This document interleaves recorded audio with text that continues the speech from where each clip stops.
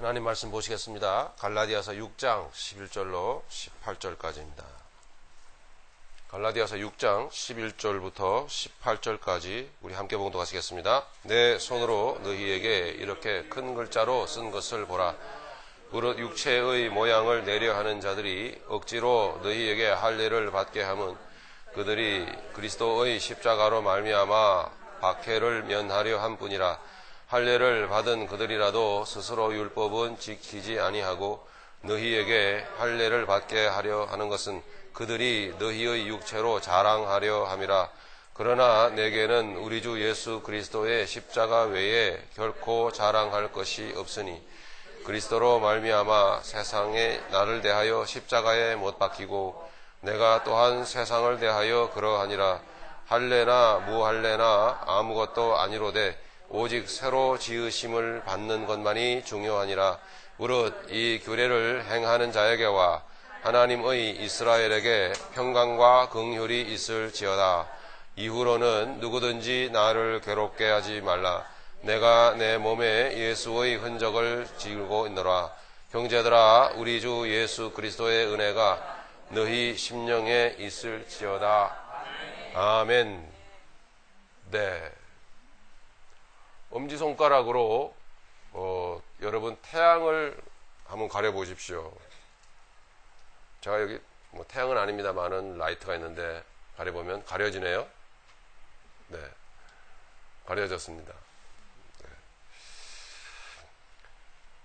하지만 이 엄지손가락으로 태양을 어떤 세상의 어떤 물건을 통하여 물건으로 태양을 가리려고 한다고 해서 그것이 진실로 가려지는 것은 아니죠. 태양이 가리려고 하는 것은 태양 없다 이런 뜻 아니겠습니까? 예. 우리 옛말에도 눈 가리고 아웅한다라는 속담이 있죠. 눈 가리고 아웅한다. 그 말이 정확하게 무엇을 의미하는지는 저는 잘 모르겠어요. 눈 가리고가 자기 눈을 가리는 건지 상대방의 눈을 가리는 건지는 잘 모르겠어요. 자기 눈을 가리고 나 몰라 이렇게 하는 것인지 상대방의 눈을 가리고 나는 쥐인데 아웅 하면 내가 원래 쥐인데 내가 고양이가 된다라는 고양이가 될 수 있다라는 것인지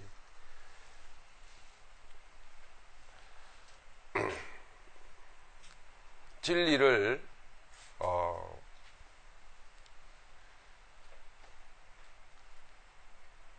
사소한 것으로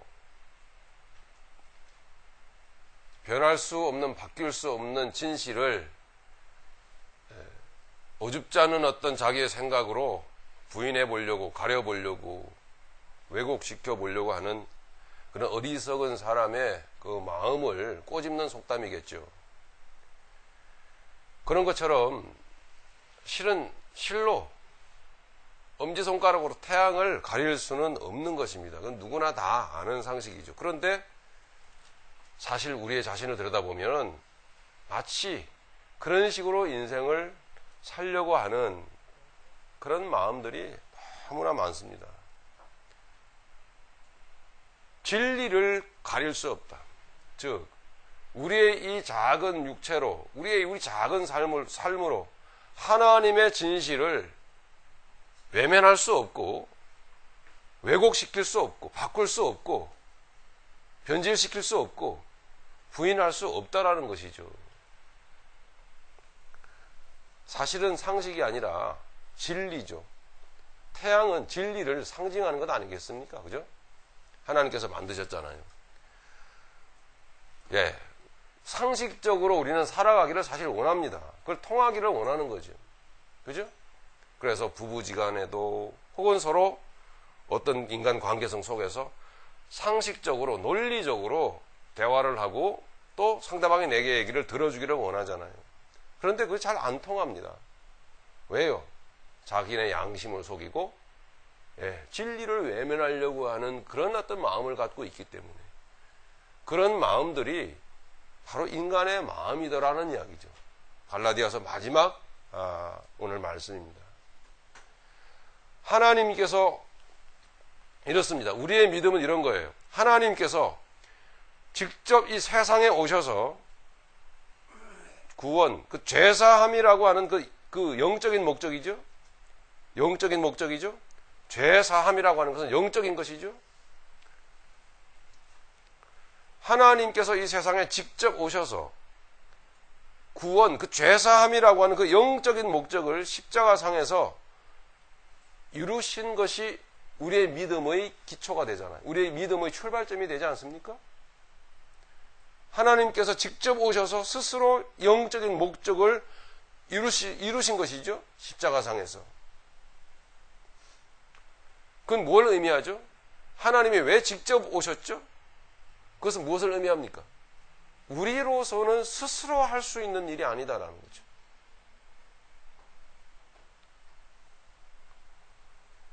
인간의 의지와 노력으로는 결코 안 되는 일이었기 때문에 하나님께서, 예수님께서 직접 오신 것이죠. 직접 오셔서 그 일을 이루신 것입니다. 우리는 한마디로 말하면 다 육신적이잖아요. 그죠? 돈에 웃고 돈에 우는 것이, 상대방의 비난과 상대방의 멸시에 비아냥거림에 우리는 가슴 아파하고, 상대방의 칭찬과 박수 소리에 우리는 또 금세 업되는 사람들이지 않습니까? 이런 우리는 육체일 수밖에 없는, 육신일 수밖에 없는 존재거든요. 영적이지가 못해.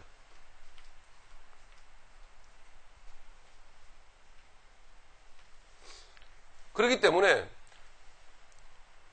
하나님의 우리를 향한 구원이라고 하는 것은 영적인 것이었다라는 거죠. 그러면 한 발자국 더 나아가서 하나님의 말씀의 뜻대로 살아가야만 하는 우리 성도의 삶은 육적인 것일까요? 영적인 것일까요? 당연히 영적인 것이죠. 당연히 영적이어야만 그것이 귀한 삶이죠. 우리가 믿음으로서 살아가는 이 삶이 영적인 것일진데, 이것은 또한 우리의 의지와 노력으로 가능한 것일까요? 아니에요. 우리가 살아가야 되는 이 믿음의 삶 또한 하나님이 친히 붙드시고 하나님이 친히 능력으로 우리를 인도해 가셔야만 가능한 일이거든요.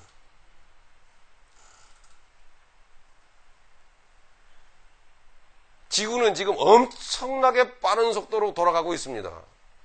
그런데 비행기가 날아가는 속도보다도 더 빠르게 지구는 막 돌고 있거든요.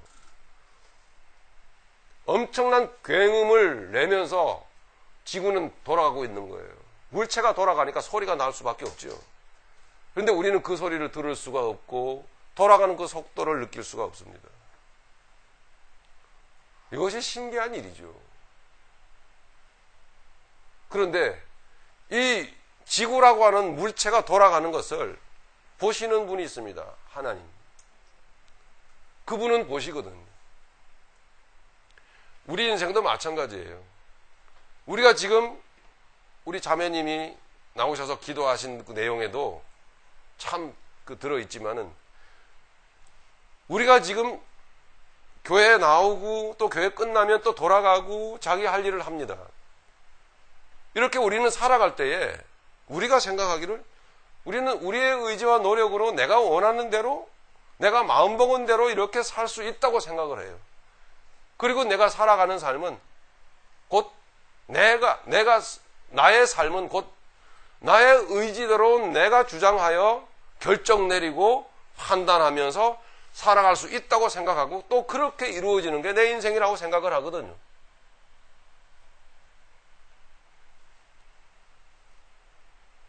그런데 우리를 향하신 구원이 우리의 의지와 노력으로 되지 않듯이, 하나님이 하셨듯이 우리의 삶도 마찬가지로, 우리의 육신적인, 우리 육체의 현실의 삶도 마찬가지로 하나님의 절대적인 주권적인 의지와 하나님의 섭리 속에서 사라지는 것이란 말입니다.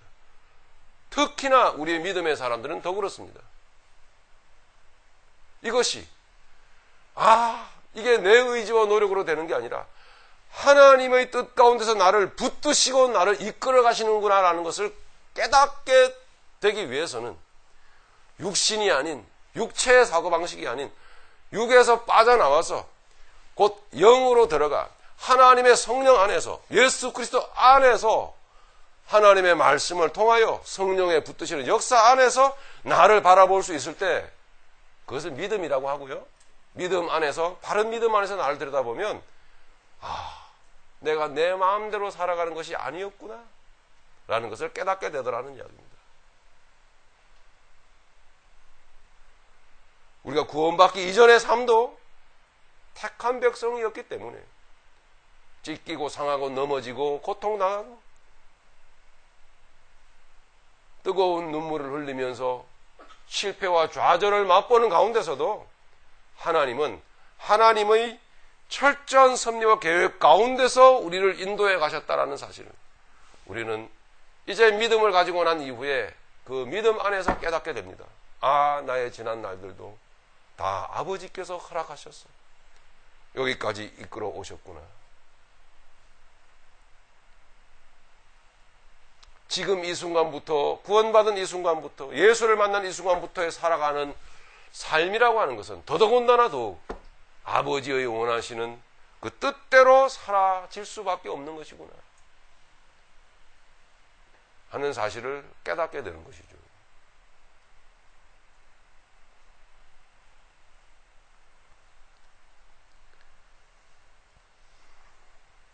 그것이 바로 그 진리가 바로 영의 눈으로 나를 들여다볼 때에 내 마음대로 되는 것이 아니라 하나님의 뜻대로 내 인생이 이루어진다는 사실을 깨닫게 되는 것. 그것이 바로 이제는 내 육신의 몸짓으로 나의 의지와 노력으로 하나님의 진리에 계획되어진 하나님의 그 이미 완성하신 이미 하나님의 뜻 가운데서 완성해 놓으신 하나님의 뜻을 내 마음대로 움직일 수가 없고 내 마음대로 조정할 수가 없고 나는 하나님의 결정해 놓으신 뜻대로 순종해서 살아가는 사람이다라는 사실을 깨닫게 되는 것이죠.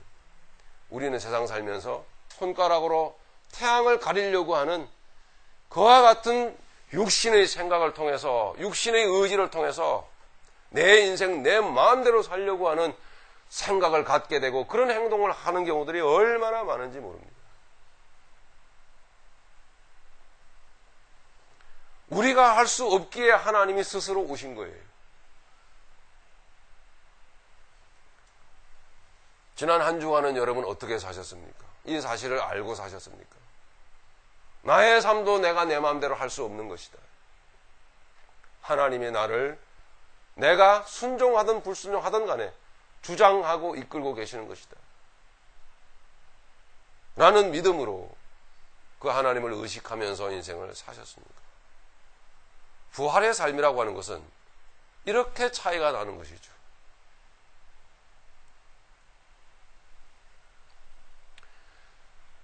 말도 안 되는 것이죠. 이렇게 가리려고 하는 것은 나 없다. 꽁이 그런다죠. 날기 싫어가지고 꽁 잡으려고 하는 포수가 막 꽁을 잡을 때는요. 한참 꽁을 뛰게 만들다가 잡는데요. 예. 짐승이 김장을 하고 짐승이 막 긴박함을 느끼면은 이 세포가 더 탱탱해진다네요. 그래서 그렇게 마지막에 그렇게 잡으면 아주 고기가 맛있대요. 있거나 말거나. 그래서 꽁이 날기는 싫어가지고 뛰다가 우거진 숲을 속에서 나중에는 머리를 콕 쳐박고 꼬랑지는 쭉 내민 채 내 눈에 안 보이니까 안전하다고 생각한다라는 거죠. 꽁뿐만 아니라 그런 식으로 말도 안 되는 그런 행동, 이 육체의 노력으로 선한 삶을 살아보려고 하는 이 육신의 의지와 노력으로 하나님께서 우리에게 허락하신 성도의 삶을 살아갈 수 있다라고 생각하는 것. 여러분, 그것이 종교 생활이라고 하는 것이었어요. 율법주의적인 생활이라고 하는 것이었죠. 예. 그러니까 안 되는 거죠. 도저히. 우리의 실력으로는 안 되는 거죠. 그런데 되게 하려고 애를 쓰는 것이요. 얼마나 지능이 떨어지는 것입니까? 여러분, 얼마나 이게 지능 떨어지는 행동이에요. 자, 태양이 없어졌네? 이게 얼마나 여러분 전응화의 행동입니까? 그렇게 생각하며 인생을 살아가는 삶은 이 동물원의 우리 안에 갇힌 원숭이, 침팬치의 그 두뇌 정도를 가진 사람이라면 그게 가능합니다. 그럴 수 있다고 생각하는 거죠. 그러나 그 원숭이는 아무리 원숭이가 사람 흉내를 잘 내고 사람같이 행동을 하여도 원숭이는 원숭이일 뿐 사람일 수가 없는 것입니다. 그러므로 우리의 육신의 의지와 노력으로 하나님의 뜻에 맞춰서 살려고 내 의지와 노력으로 선한 행위를 하고 거룩한 행동을 만들어내고 종교 행위를 거룩하게 하려고 하는 것은 곧 원숭이입니다. 원숭이들이나 하는 짓이죠. 오늘 말씀은 그 뜻을 우리에게 가르쳐주고 있는 것이에요. 11절서부터 13절까지의 말씀은 그런 내용을 담고 있는 것이에요. 즉 자기 모순에 빠져있는 사람들을 지적하고 있는 거예요. 저나 여러분들이나 진실로 예수님을 만나기 이전의 우리의 모습은 어떤 것이었습니까? 안 갈 수는 없고 가기는 가는데 그것이 진실한 성도의 삶이 아니라 종교 생활일 뿐이었다는 거죠. 늘 마음에는 내 자신이 안 되는 거 속이 양심적으로 찔리고 들킬까봐 늘 불안하고 힘들었어요. 다른 사람들이 내게 다가오는 것, 나를 알고자 하는 것, 그것이 싫었던 거예요. 사람들이 내게 다가오면 멀리 저만치 멀리 도망가고 나를 오픈 마인드를 못해. 그래서 오늘은 이 교회 나갔다가 한 6개월 내지 1년 나갔다가 사람들 자연스럽게 알게 되잖아요. 조금씩 알게 되고 나의 과거가, 나의 지난날의 삶이 이런 식으로 육신적으로 행했던 삶에 자꾸 부담이 오고 도전이 오면 그만 교회를 또 떠나게 됩니다. 나를 모르는 그런 어떤 또 다른 곳을 향해서 또 가게 되죠. 또 다른 교회. 문제는 이런 육체의 노력으로 문제가 내 안의 불편한 문제가 해결되는 것이 아니라 내 안에서 정직하게 직접적으로 내 안에서 해결돼야 된다는 거죠. 그것이 오늘 말씀이에요. 어떻게 해결되죠? 내가 거짓되이 믿었던, 내가 육신으로 육체의 의지와 노력으로 믿었던 나의 양심을 속이고 나의 내면의 세계를 부인한 채 속이고 살았던 그 시절에도 믿었던 그 예수님이 내 안에 직접 들어오시자. 그분이 내 안에 들어오자. 나는 너무 부끄럽고 나는 너무 망신스럽고 그게 말씀이잖아요. 말씀의 빛으로 확실하게 나를 조명시키자. 그 거짓되이 믿었던, 자신을 속이면서 도망다녔던, 그러면서도 아니 갈 수 없어서 교회를 출입했던 그런 자신 없던 인생이 내게서 다 떠나가 버리고 내가 앉아있는 이곳이 곧 예배당이요. 내가 걸어가는 이곳이 이 삶이 곧 하나님을 섬기는 예배의 삶이라는 사실을 깨닫게 되더라는 거죠.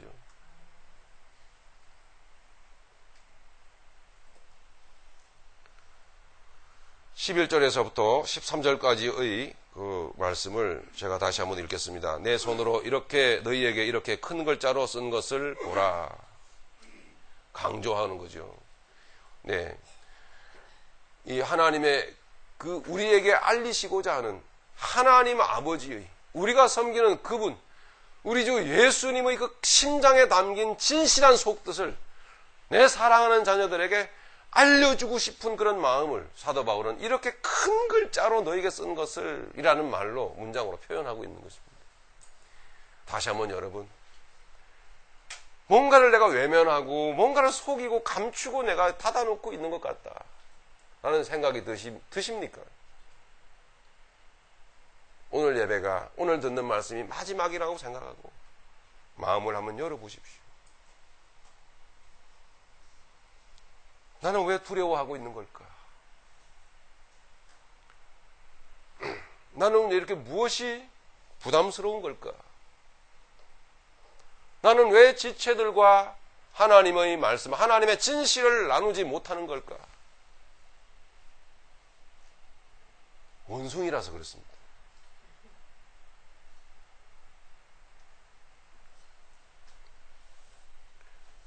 12절입니다. 무릇 육체의 모양을 내려 하는 자들이 억지로 너희에게 할례를 받게 함은 그들이 그리스도의 십자가로 말미암아 핍박을 면하려 함 뿐이라. 그리스도의 십자가로 인하여 받게 될 그 핍박을 피해 가려고 하는 그 의도밖에는 없다. 내가 섬기는 예수님이 죄사함, 그 영적인 문제를 해결하기 위해서 핍박을 받으시면서 결국 핍박의 정점에 세워지셨으니 그분을 따르는 나도 당연히 핍박을 받아야 하지 않겠습니까? 진실되이 그리스도 예수를 따르는 자들은 반드시 고난을 받으리라. 할렐루야. 이렇게 말씀하셨지 않습니까? 그런데 종교의 행위를 하는 이유는 뭐냐? 내가 내 육체의 노력으로 거룩해 보려고 노력을 하고 틀을 만들고 애를 쓰고 거기에 붙잡혀서, 그 틀에 붙잡혀서, 그 조건에 붙잡혀서 살아가려고 하는 이유가 뭐냐? 실은 자기 자신도 사실 모를 수가 있어요. 여기서 그러나 12절의 말씀이 지적을 해주고 있는 거예요. 그 사람의 마음은 진정으로 하나님을 섬기려고 하는 것이 아니라 핍박을 피해가려고 하는 것이다. 고난을 싫어하고 있는 것이다. 즉 무슨 이야기입니까? 그것은 신앙생활이 아니다. 너의 스승은 그 고난에 너를 짊어지고 너의 인생에 질고를 지고 고난의 언덕을 걸어갔거늘 너는 그분을 이용하여 그분을 덕택에 그분으로 인하여 그 예수로 인하여 너는 한몫 챙기길 바라고 그분으로 인하여 인생의 성공을 바라고 그분으로 인하여서 너의 육체의 건강만을 바라보고 그분으로 인해서 너의 주머니에 돈이 들어오는 것을 바라고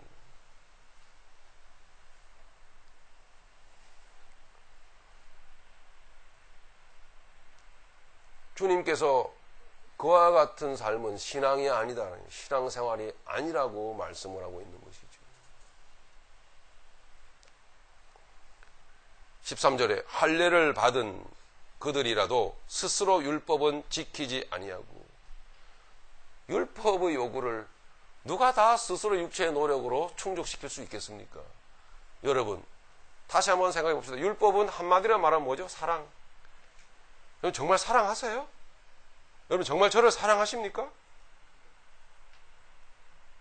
사랑 안 하시죠? 사랑 안 하시는 줄 저는 잘 알아요. 그렇게 말씀하시는 당신은, 그대는 말씀은 목사님 왜 이렇게 스키니 하세요?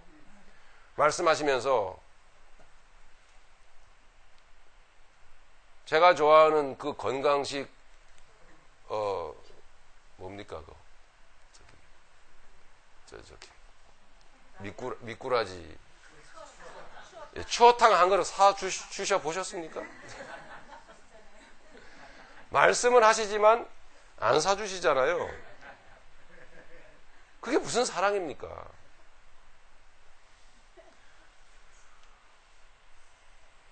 예, 본의 아닌 면박을 드리는 겁니다. 네, 또 상처받지 마십시오. 정말 우리는 율법이 요구하는 바 그 사랑을 하고 있는 걸까요? 주님은 우리에게 말씀하십니다. 너희 못해. 그러니 그렇게 억지로 하려고 하지 마. 자유해라. 주님께서는 우리에게 뭐 그렇게 하려고 애를 쓰고 의지적으로 노력하는 그걸 보기를 원하시는 게 아니에요. 주님의 진실은 뭘 보기를 원하시냐? 바로 주님께서 안 된다라고 말씀하신 이 사실에 대하여 승복하는 마음이에요. 주님, 맞아, 저 안 돼요. 이게 정직한 마음이거든요. 그것이 곧 예배하는 마음이에요. 저도 여러분 사랑 못해요. 율법 못 지켜요, 저는. 그러니 더 나아가 율법적인 종교적인 틀이나 행위도 하지 마세요. 굳이 안 하셔도 좋아요.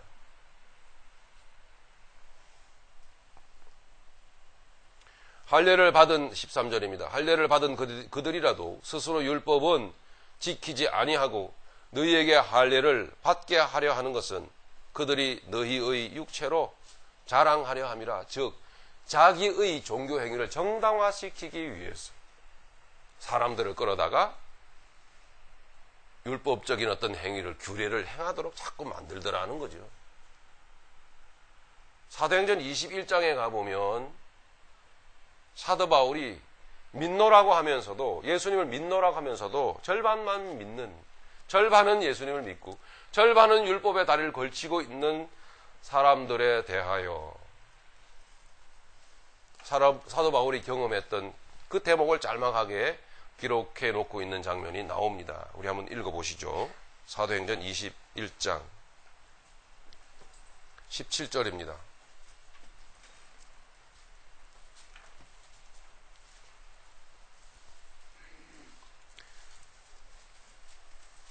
제가 읽어 내려가겠습니다. 예루살렘에 이르니 형제들이, 사도 바울이 이제 선교 보고를 하기 위해서 예루살렘에 동행자들 몇 명을 데리고 예루살렘에 올라갔습니다.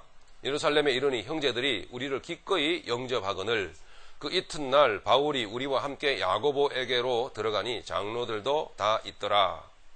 바울이 무난하고 하나님이 자기의 사역으로 선교 보고를 하는 거예요. 사역으로 말미암아 이방 가운데서 하신 일을 낱낱이 말하니, 이방인들이 주님을 영접하고 복음을 듣고 영접하고 믿음의 사람이 된 것을 이렇게 이야기를 했단 말이죠. 20절 그들이 듣고 하나님께 영광을 돌리고, 귀한 일이다, 영광을 돌리고 바울더러 이르되 형제여 그대도 보는 바에 유대인 중에 믿는 자 수만 명이 있으니 다 율법의 열성을 가진 자라. 자, 이게 절반은 예수님을 영접해서 믿고 절반은 율법을 딱 붙들고 있는 것이죠. 그런 사람들이 수만 명이나 된다. 이 예루살렘에. 21절 네가 이방에 있는 모든 유대인을 가르치되 모세를 배반하고, 즉 할례 그거 안 받아도 돼. 아무 상관없어. 예. 할례를 받든 받지 않든 그게 중요한 게 아니야. 우리가 어떤 애를 써서 우리 인생의 그 결정적인 그 문제, 죽음을 두려워하는 그 문제, 이 육신의 현실 앞에서 물질 때문에 괴로워하는 이 문제, 나의 지난날의 상처와 아픔, 나의 이 아픔을, 감춰진 아픔을 누가 알까봐 싶어서 닫아놓고서는 숨어 다니면서 마음을 숨기며 양심을 속이며 살아가는 이 문제 등, 이러한 문제를 우리가 해결할 수 없는 것이다. 우리가 교회 열심히 나간다고, 우리가 교회 철저히 날짜를 지킨다고 그래서 그 문제가 해결되는 게 아니다. 그 문제는 하나님께서, 하나님 혼자 하셔야 될 문제다. 우리가 은혜를 받았는데 그 은혜를 하나님 우리에게 그냥 주신 것이다. 은혜가 뭐였죠? 은혜의 의미가 뭐예요? 받을 자격이 없는 자에게 거저 주는 게 은혜예요. 그런데 우리가 무엇을 하려고 하는 것, 우리가 애써서 노력하는 것, 그래서 그것을 성취하려고 하는 것, 하나님의 요구를 뭔가 성취해 보려고 하는 것, 하라 하셨기 때문에 해야지요 하면서 해보려고 하는 것,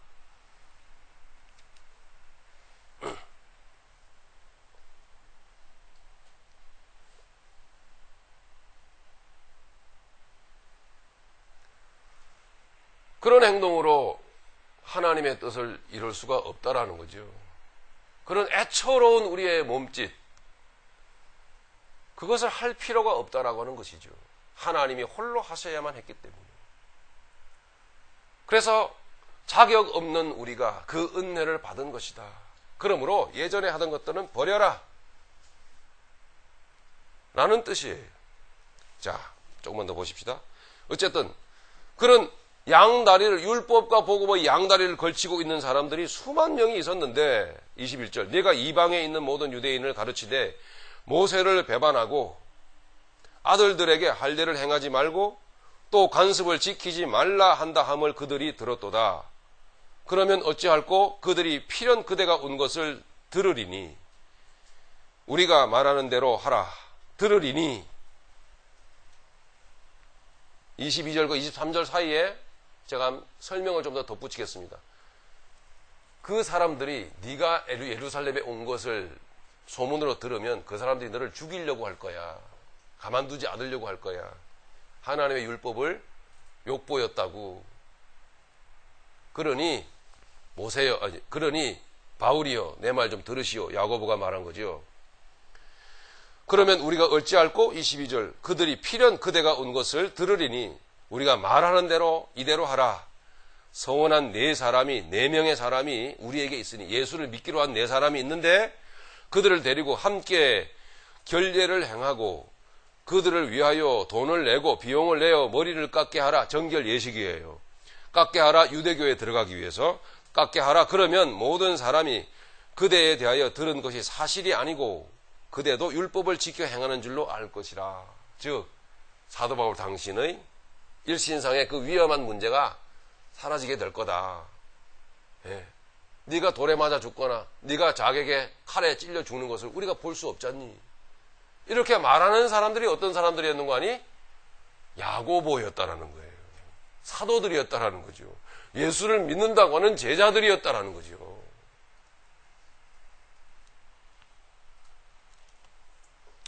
주님은 사도 바울의 편지를 통해서 우리에게 말씀합니다. 그렇게 양다리를 걸치지 마라. 그것은 곧 그러면 절반만이라도 믿고 있지 않아요? 아니라는 거예요. 그건 믿는 것이 아니라고 하는 거예요. 자, 그러면 믿음이라고 하는 건 뭐냐?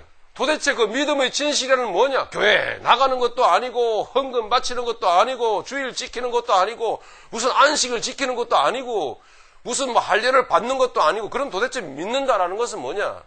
믿음은 보이지 않는 정신이에요. 믿음의 삶이라는 것은 내가 경험하지 못했던 그 정신이 내게 부어지는 거예요. 그래서 예전엔 내가 그렇게 남에게 알리고 싶지 않았던 나의 전 모든 삶의 과거가 내가 저질렀던 그 모든 일들 혹은 내 안에서 은밀하게 숨겨놓고 있었던 그 모든 내가 수치스럽게 생각했던 그 모든 일들에 대하여 더 이상 감추거나 수치스럽게 생각하거나 더 이상 피해 다니려고 하거나 하는 그런 어설픈 행동을 하지 않게 되는 것이에요. 하나님의 복음이 내게 부어지면 내게 전에 없던 정신이 살아나오는데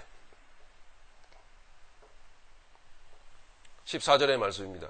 영적으로 새롭게 된 성도의 모습을 가르쳐주고 있어요.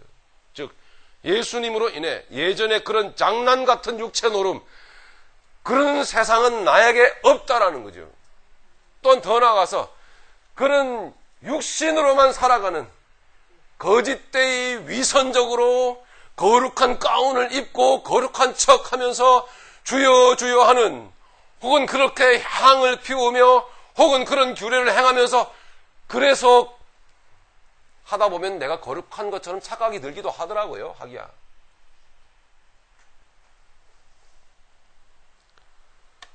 그런 육신 중심의 육체의 노름의 세상은 더 이상 구원받은 그 사람에게는 없다라는 거예요. 그리고 그런 세상이 요구하는 예전에 나도 사라졌다라는 거죠. 그래서 그 사람 없습니다. 여러분 얼마나 좋아요. 나도 그 사람 많거든요. 여러분 아세요? 누가 그 사람을 모르시나요?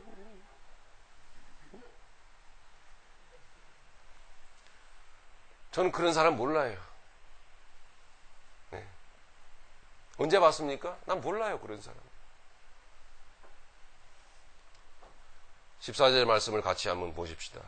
그러나 내게는 우리 주 예수 그리스도의 십자가 외에 결코 자랑할 것이 없으니 그리스도로 말미암아 세상이 나를 대하여 십자가에 못 박히고 내가 또한 세상을 대하여 그러하니라. 아멘.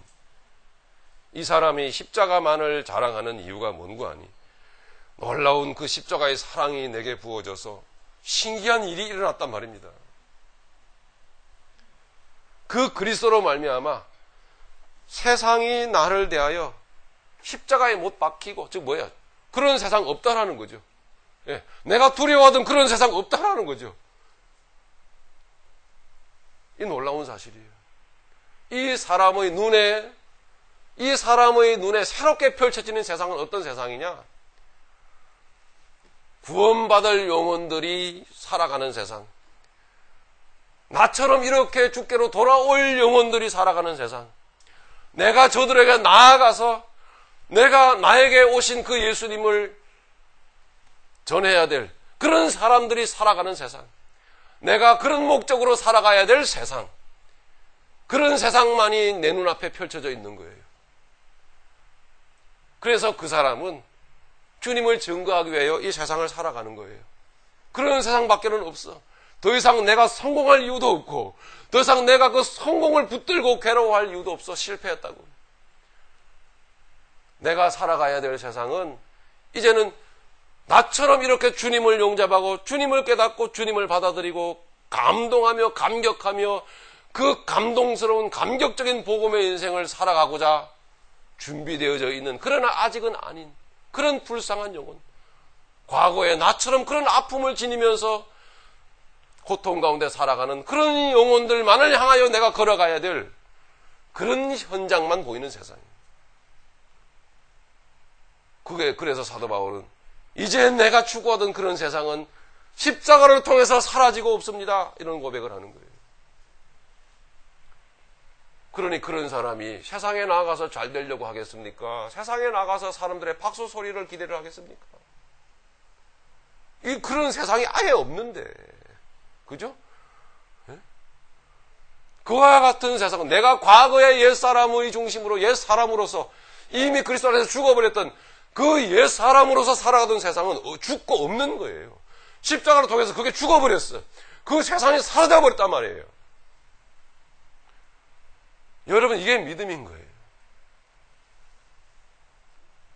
오늘 저녁에 한 먹거리를 위해서 마켓을 가서 배추를 사고 무를 사고 양념을 사고 해도 그 행위는 그런 세상을 그렇게 배를 채우고자 살아가고자 하는 목적으로 살아가는 그런 마켓에서 장을 보는 행위가 아니란 말이죠. 그 안에 새 정신이 부어진 거예요. 그걸 누가 하겠습니까? 그게 어떤 사람의 기술로 그게 가능하리라고 생각하십니까? 도저히 불가능한 일이에요. 나의 오늘 먹는 한 끼 식사에, 나는 오늘 한 잔 마시는 물 한 잔에 다 그 속에 정신이 들어있는 거죠. 가치가 들어있는 거죠. 그만큼 내 인생이 복음 안에서 가치 있는 인생이 돼버렸어. 그죠? 여기 남의 몸을 단장시켜주는, 남의 머리를 깎아주는 직업을 가지고 계신 우리 자매님이 있죠? 이 직업을 하면서 내가 돈을 얼마나 벌겠다. 조금만 견디면 나중에 나아질 거야. 손익계산을 두드려 보니까 계속 마이너스인데 조금만 더 기다리면 나중에 올라서겠지. 나중에 잘 되면 분점 하나를 더 차릴 거야. 이런 생각은 추호도 없는, 없어야 하는 것입니다.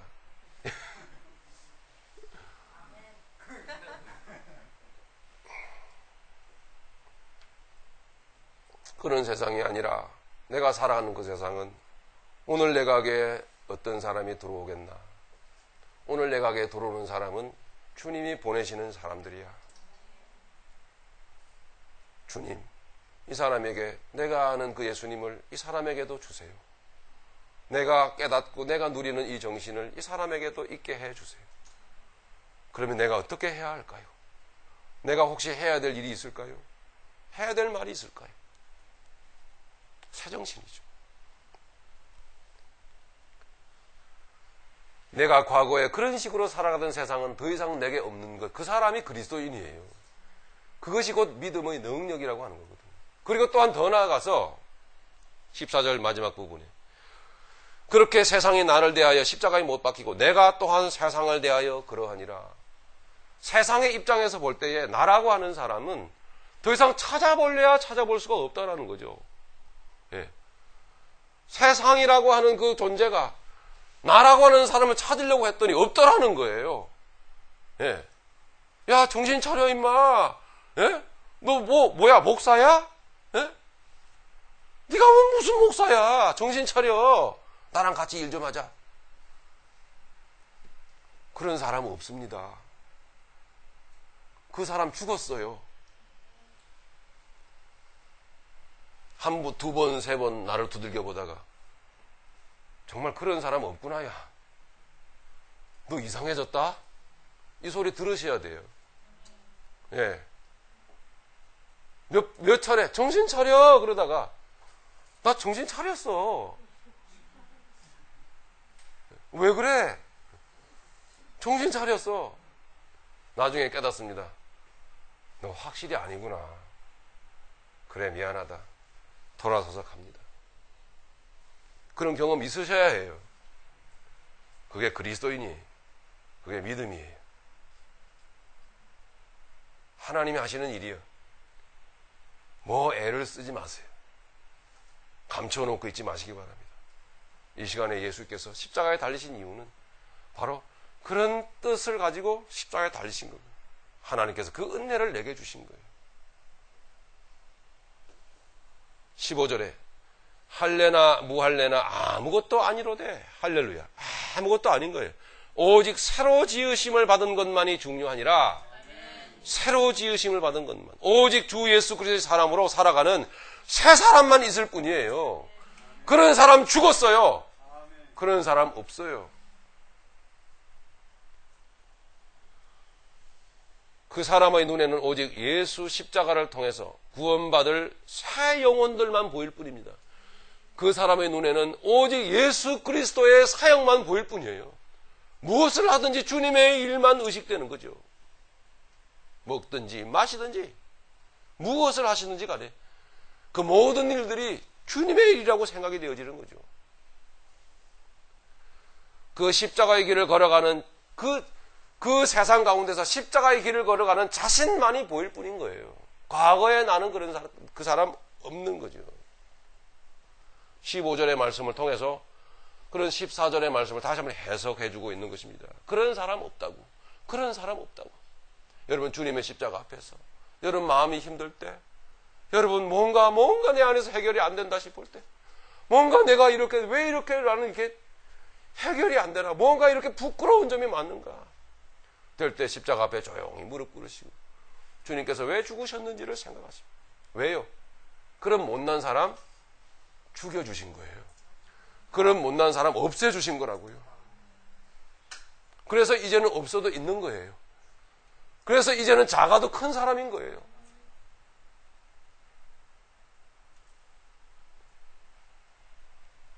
이건 결론이 아니에요. 결론은 그래서 그런 식으로 살지 않는다라는 거죠. 그래서 그렇게 살지 않는다라는 거예요. 여기까지 가야 돼요. 여러분 어떻게 살고 계십니까? 어떻게?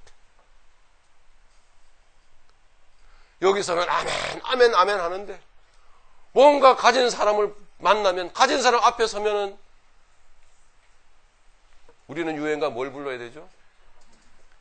그대 앞에만 서면 왜 난 작아지는가?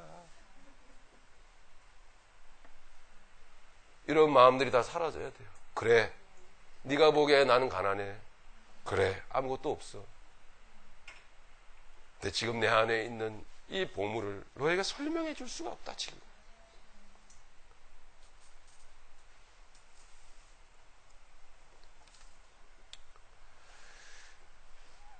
16절의 말씀입니다. 16절의 말씀은 그 사람의 정신 속에서는 항상 하나님께서 베푸시는 평강과 긍휼로 인해서 안정감과 그 행복감을 누린다는 사실이죠.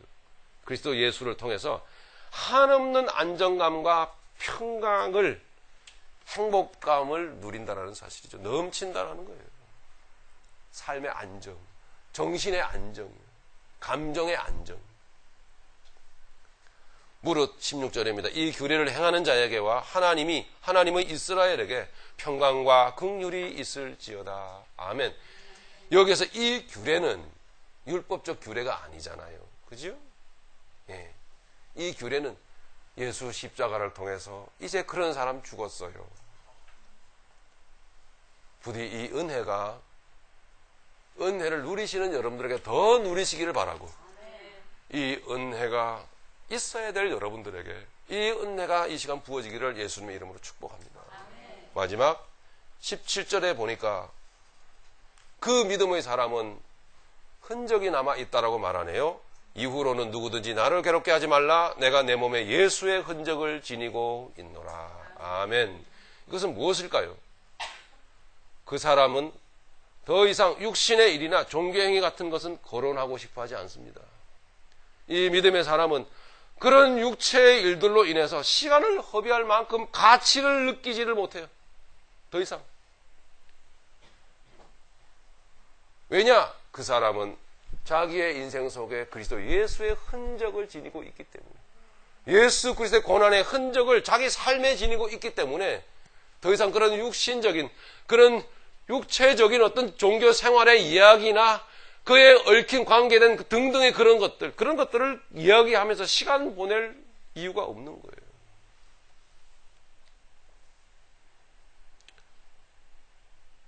이 사람이 지닌 상처의 의미는 뭘까요? 과거의 아무개가 인생 살아오면서 받았던 아픔과 고통, 상처, 눌림, 이것이 예수 그리스도를 통하여 예수 그리스도의 흔적으로 바뀌어져 버렸다는 거죠. 그것이 나의 실패가 아니고 좌절이 아니라 그것이 저주가 아니었고 예수께서 은혜로 내게 오시자 그것이 면류관이었다는 거예요. 결국 나를 죄악 세상에서 끌어내시고자 하는 하나님의 은혜였다는 거죠. 그 아픔이 아니면은 오늘 내가 그리스도인으로 살 수가 없는 거예요. 주님을 믿고 보니, 믿음이 내게 임하고 보니까 그 과거의 아픔과 고통이 사실은 면류관이었다는 거예요. 내 육신의 흔적이, 내 정신에 새겨졌던, 정신에 났던 그런 아픔의 상처기가, 그런 핥혀진 자국이 이제는 주님의 흔적으로 바뀌어져 버렸다는 거예요. 주님께서 믿음을 통해서 그것은 너의 아픔이 아니었고 내가 미리 지고 간 나의 아픔이었다.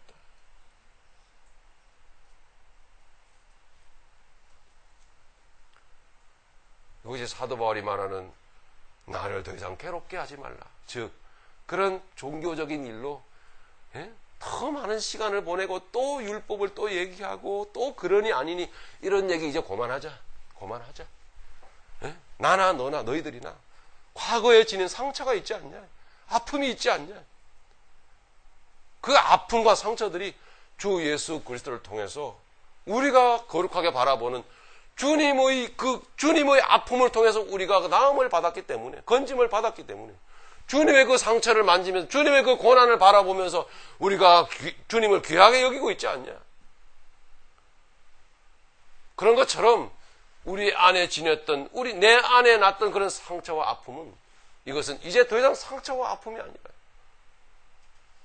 나를 복되게 하시는, 나를 자유롭게 하시는, 나를 예수님처럼 살게 하시는 주님의 사랑의 흔적이었다. 더 이상 이제는 신앙생활에 대해서 왈가왈부하게 하지 마라. 나를 괴롭게 하지 마시오. 내가 내 안에 예수의 흔적을 가졌어. 그것만큼 여러분 더 확실한 증거가 어디 있습니까? 여러분에게 이 시간 한번 물어보겠습니다. 상처의 과거의 나의 옛사람의 그 모습을 아직도 떠올리면서 괴로워하고 계십니까? 그리스도인 아닙니다. 아직은 아닐 수 있습니다. 과거의 상처와 아픔이, 나의 과거의 못난 모습이 주님 때문에 이제는 자랑거리가 됐습니까? 그리스도인입니다. 할렐루야. 내어놓지 못할 게 뭐 있습니까? 내어놓지 못할 게 뭐 있어요? 예수 그리스도를 통해서 모든 것이 자랑거리가 됐어요. 할렐루야. 그 사람은 곧 그리스도의 사람이라는 얘기죠. 그래서 여러분이 정말 아멘 하신다면 저는 여러분을 축복하기를 원합니다. 18절의 말씀으로 여러분들이요 주 예수 그리스도의 은혜가 여러분들의 심령에 있기를 간절히 원합니다.